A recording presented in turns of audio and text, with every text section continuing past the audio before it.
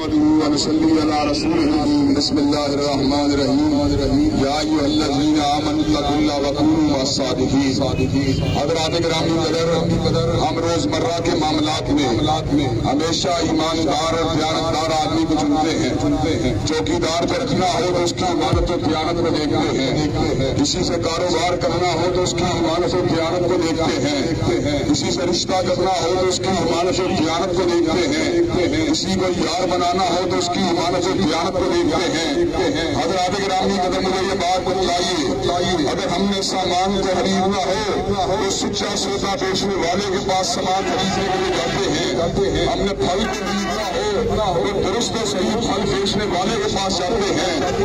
کیا آپ مجھے یہ بات بتلائیے، ملکی معاملات کو چلانے کے لیے بھی دیانتداروں کا ساتھ دینا چاہیے کہ نہیں دینا چاہیے؟ ایمانداروں کا ساتھ دینا چاہیے کہ نہیں دینا چاہیے؟ اگر آپ یہی چاہتے ہیں تو آپ 8 فروری کو دروازے پہ مور لگائیے، انشاءاللہ اس دن میاں شہباز شریف کو اس علاقے سے بھگا دیا جائے گا، اس علاقے میں اللہ اکبر کے نعرے کو لگا دیا جائے گا۔ اور آپ کیا ساتھ دینے کے لیے تیار ہیں؟